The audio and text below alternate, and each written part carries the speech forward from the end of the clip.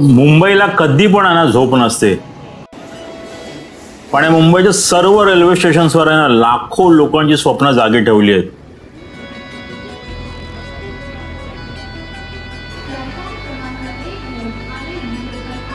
मुंबईची लोकल म्हणजे आहे ना मुंबईकरांचीच नाही तर उपनगरी वासियांची पण लाईफलाईन आहे.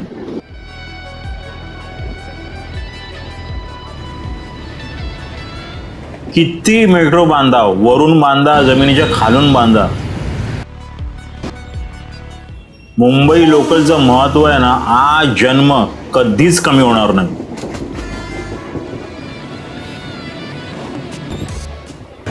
एकोणीसशे साली सुरू झालेली ही मुंबई लोकल आजची मुंबईची लाईफलाईन आहे.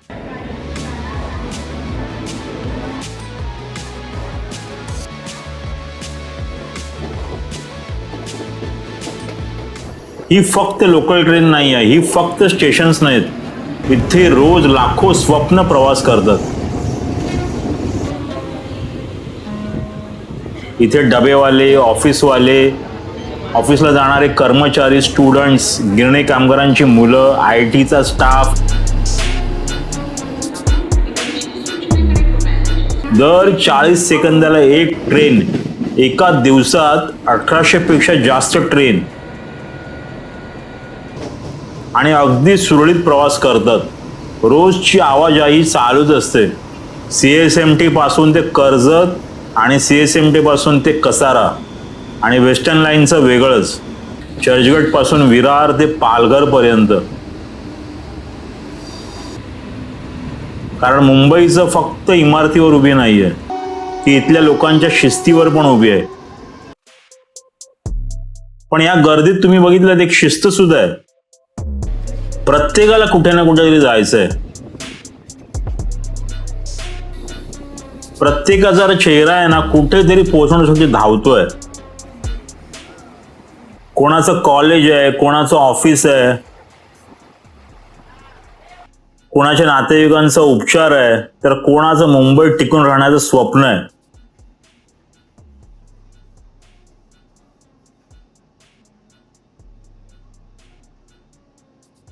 ह्यांचं सुद्धा पोट पाणी बघितलं तुम्ही या मुंबईच्या लोकलवरच डिपेंड आहे.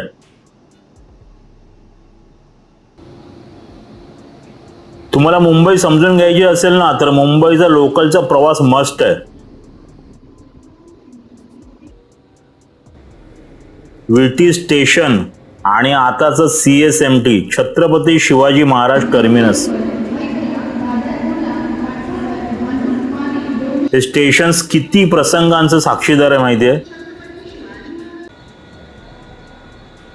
150 वर्षापेक्षा सुद्धा जास्त 26/11चा झालेला हल्ला, खरं सांगतो ना त्यावेळेला ही वास्तू सुद्धा हादरली असेल, तिने सुद्धा डोळ्यात पाणी आणलं असेल, पण पुन्हा नव्याने उभी राहिली. मुंबई हा एक छोटा भारत आहे, मी म्हणतो ना मिनी इंडिया आहे. पण या शहराने आहेत ना खूप दुःख सुद्धा पचवली आहेत. आता इथे झालेला तो 26/11चा हल्ला आणि त्याच्यानंतर एल्फिस्टनला बघा दसऱ्याला पण झालेला तो ब्रिजचा हादसा एक.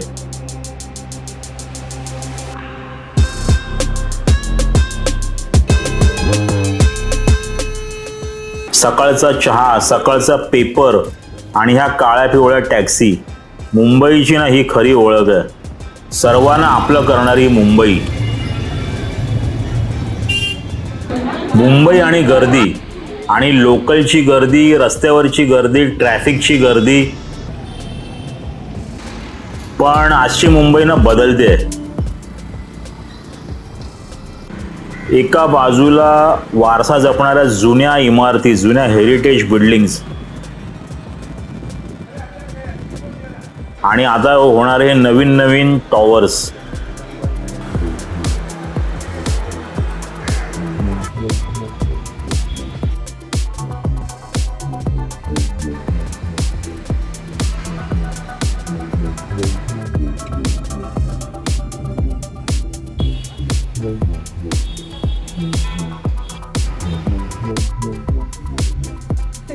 काही लोकांकडे तर ना एवढा पैसा आहे ना, त्यांची स्वप्न विकत घेऊ शकतात.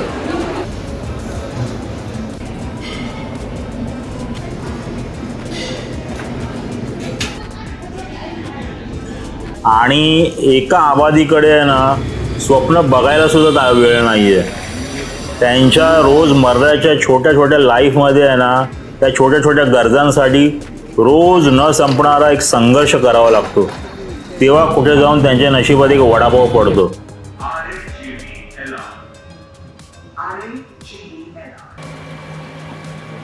आता बघा, इथे धोबी घाट आहे, इथे भाजी मार्केट आहे, इथे मोठमोठ्या भाजी मंड्या आहेत, इथे फुल मार्केट आहे. सगळं काही या मुंबईमध्येच आहे. आणि या धोबी घाटावरून तुम्ही थोडं पुढे गेलात ना, तर अगदी गर्भश्रीमंत लोकांचा एरिया येतो, ताडदेव.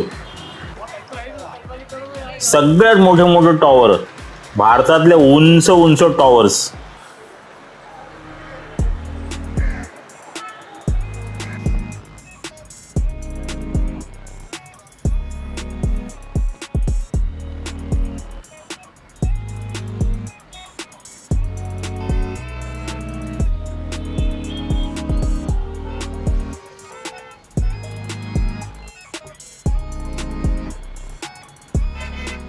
रोज सकाळी दगदग करणारी ही लाईफ.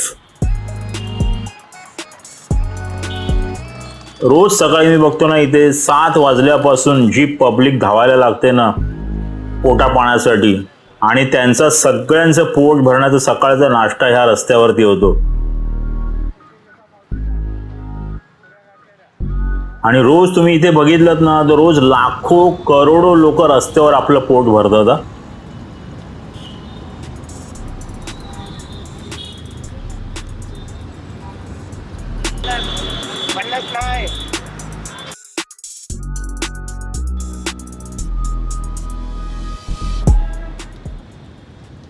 त्या मुंबई शहरात किती लाखो लोक वडापाववर जगतात. मी आहे ना, कधी कधी उपवासाने म्हणतो, जर साला EMI नसता ना, तर वडापाववर जिंदगी काढली असती. बघा ना कसं आहे, लाखो लोकांची पोटं या रस्त्यावर भरतात आणि त्यांची भूक भागते, आणि त्याच्यावरच हे फेरीवाले स्वतःच सुद्धा पोट भरतात. एक वेगळाच कॉन्ट्रास्ट आहे ना.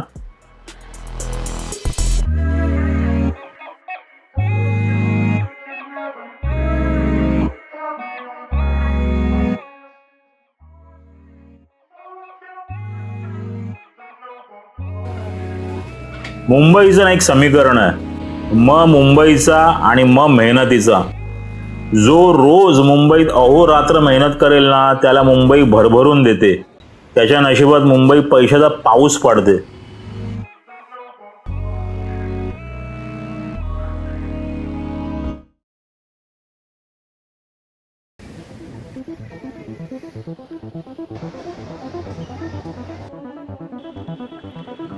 त्याच मुंबईत एक विरोधाभास आहे.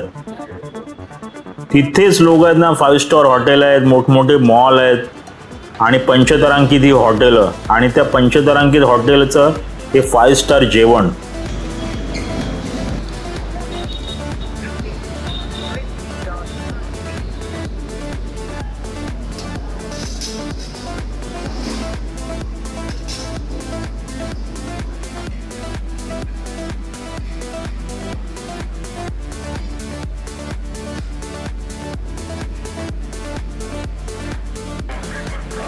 रस्त्यावर तुम्हाला तोच ऑमलेट 20 रुपयाला मिळतो ना, तोच 5 स्टार मध्ये फ्रेंच ऑमलेट 500 रुपयाला मिळतो.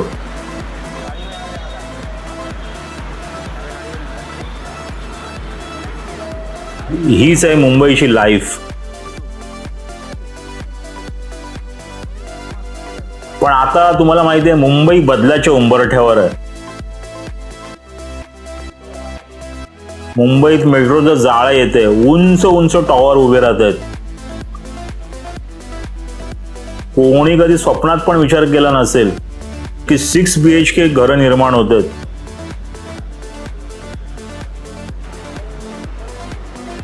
वन रूम किचन ते 6 BHKचा प्रवास.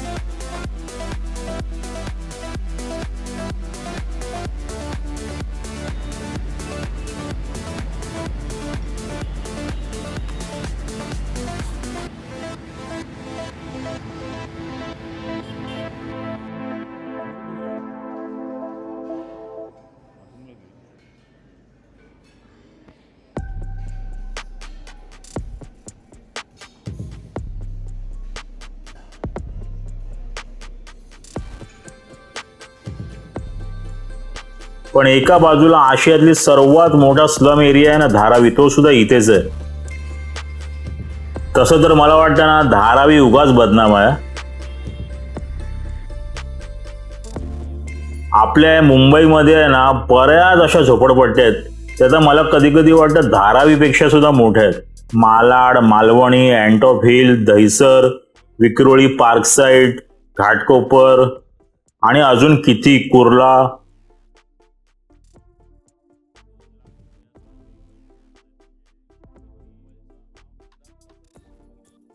या ठिकाणी 10 बाय 10च्या खोल्या ते 6 BHK.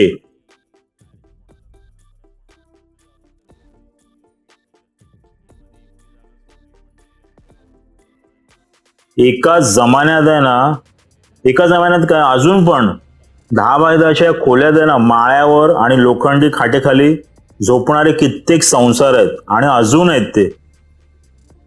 आणि ह्याच मुंबईत आता 6 BHK घरं आहेत. 6 BHK, 5 BHK आणि त्याच्यामध्ये आहेत किती, फक्त त्रिकोणी कुटुंब.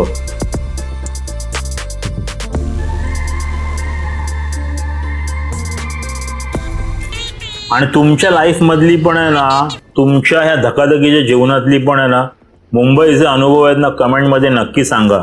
मुंबईच्या लोकलचा अनुभव, मुंबईच्या ट्रेनचा अनुभव, मुंबईच्या बसचा अनुभव, मुंबईच्या रस्त्यांवरचा अनुभव नक्की सांगा.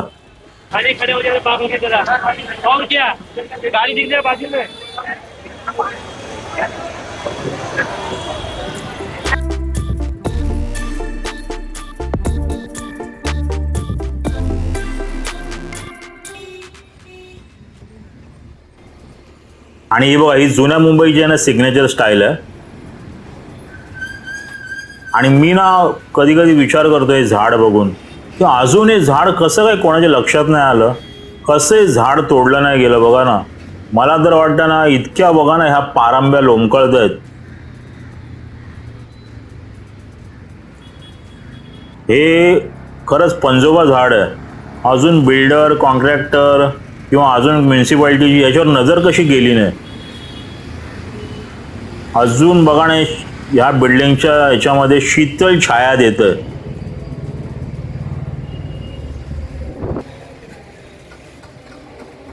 आज 80 वर्ष झाली ना तरी मी कधी कधी विचार करतो की खरंच भारत स्वतंत्र झालाय का, की इंडिया स्वतंत्र झालंय आणि भारत अजून पारतंत्र्यात आहे.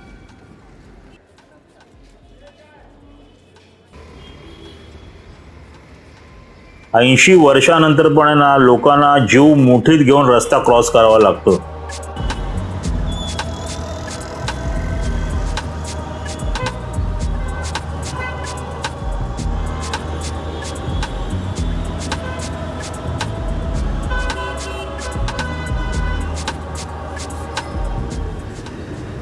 बघा ना, कारण की आपण रस्ता क्रॉस करतो ना, जिथे रस्ता क्रॉस करणारा एक मोठा जत्था असतो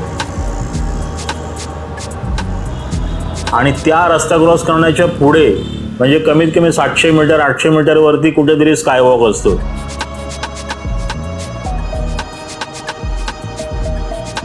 म्हणजे जिथे बांधायचा तिथे न बांधता दुसरीकडेच कुठेतरी बांधलेला असतो. बरं, रस्त्यावर तुम्ही रस्ता क्रॉस करताय आणि गाडीतला मनुष्य ना, तर तो गाडीमध्ये बसल्यानंतर स्टेअरिंग हातात आल्यावर त्याला तर असं वाटतं ना की रस्त्यावर चालणारे म्हणजे किडा मुंगीच आहेत.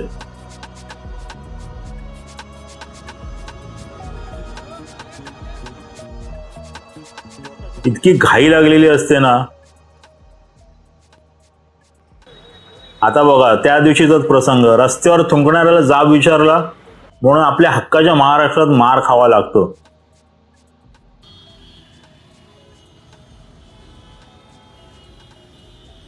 मरणाच्या ट्रॅफिकमध्ये तासन तास या 40 डिग्रीच्या तापमानात आहे ना बसावं लागतं.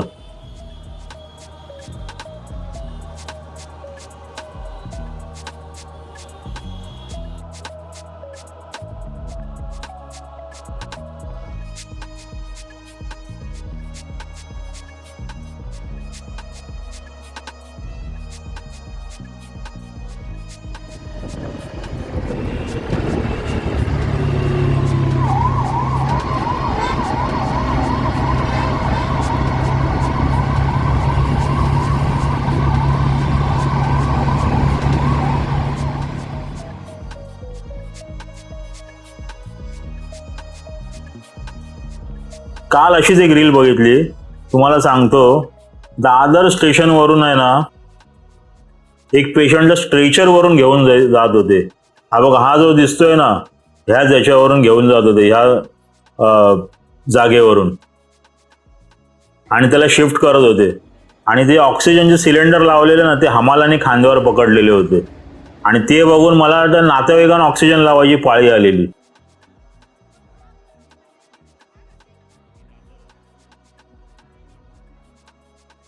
ऐंशी वर्षानंतर पण या भारतात, या इंडियामध्ये ना ही अवस्था आहे, हा विकास आहे, ही स्मार्ट सिटी आहे.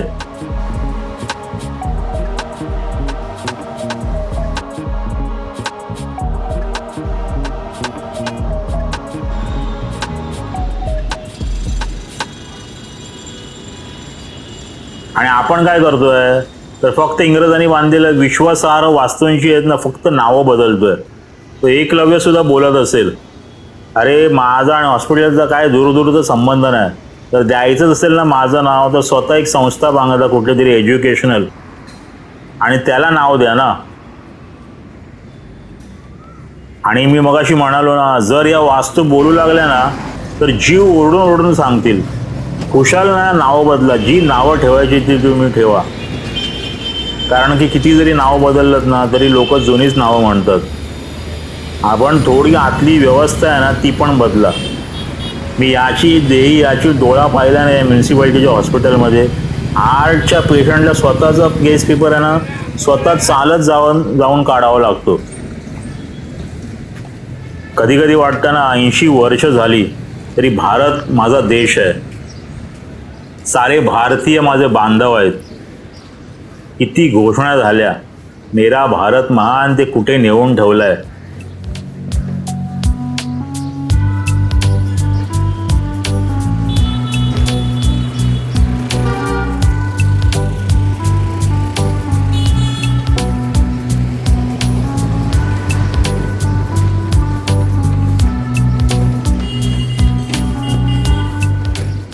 आता इथे बघा समुद्र आहे, हा बघा, हा पूर्ण अथांग समुद्र अरेबियन सी.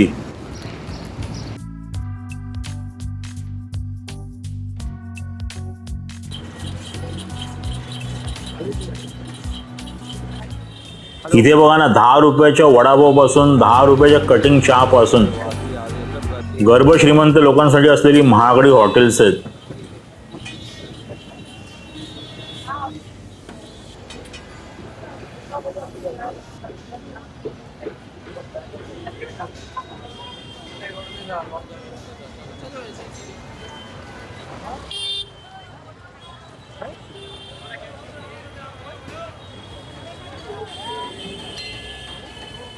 आता हे तुम्ही बघितलं, एका बाजूला बघा ना श्रद्धा आणि आस्थेचं प्रतीक असलेली मुंबादेवी, सिद्धिविनायक, आणि पोर्तुगीजांनी, इंग्रज लोकांनी पण बांधलेली ही मोठी मोठी चर्च, जैनांची मोठी मोठी मंदिरं, मुस्लिम समाजाची मोठ्या मोठ्या मशिदी, दर्गे, अशा कित्येक वास्तू आहेत इथे. असा हा भक्तीचा संगम आहे ना या शहराला जोडणार आहे.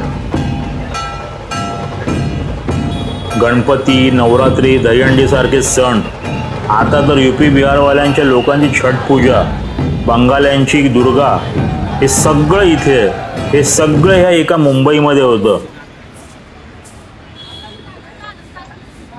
म्हणून तर मी म्हणतो ना, ही मुंबई म्हणजे एक छोटा भारत आहे. मुंबईमध्ये इतकी विविधता आहे ना की तुम्हाला पाहायला मिळेल. तेवढी नक्कीच आहे ना जगाच्या कुठल्याच कानाकोपऱ्यामध्ये नसेल. पण मी मगाशी म्हणालो ना त्याप्रमाणे मुंबई आता फुगत चालली आहे. मुंबई आता ओव्हरवेट होत चालली आहे. आता कुठेतरी थांबायला हवं.